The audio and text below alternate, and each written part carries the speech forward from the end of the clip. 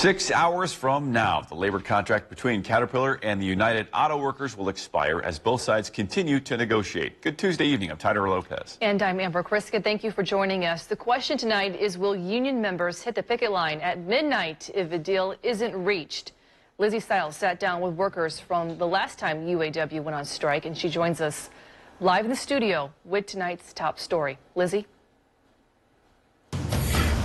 Amber and Tyler, the last time the United Auto Workers went on strike against Caterpillar was in June of 1994, which lasted 18 months. Now, most, if not all of the workers at that time have long since retired, but two of those workers shared their experience with me today and what lessons current employees can learn from their stories. I was given some options by my father. When Tom Bencher left the Marine Corps after serving in Vietnam, he was faced with two choices: go to school or get a job. He started working for Caterpillar in the summer of 1969. He worked a variety of positions and was heavily involved in the union. He'd seen plenty of contract negotiations in his time. They came up every 3 years. After a while, it became a habit. He'd work for 3 years, strike when the contract expired, and then be back to work in a few days.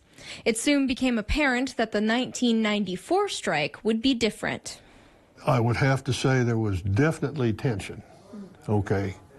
And I think each side was waiting for the other side to flinch or to make the first move. Okay. A U.S. Bureau of Labor Statistics analysis from 1998 shows the newly hired CEO at the time, Donald Feitz, had a reputation of being anti-union.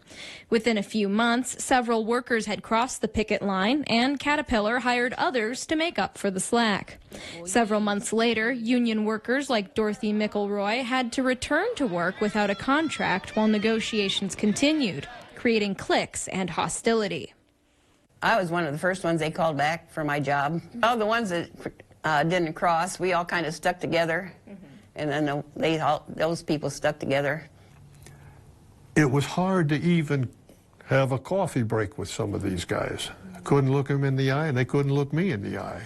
McElroy and Bencher say those scars remain. They say the 1994 strike ruined relationships between workers and weakened the union.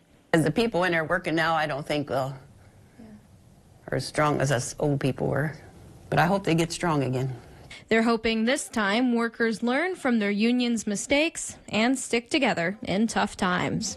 I don't care, you know, Caterpillar might have thought that they won the strike. Well, they might have won the strike, but the war is not over until it's over, you know. God only knows when it's going to be over.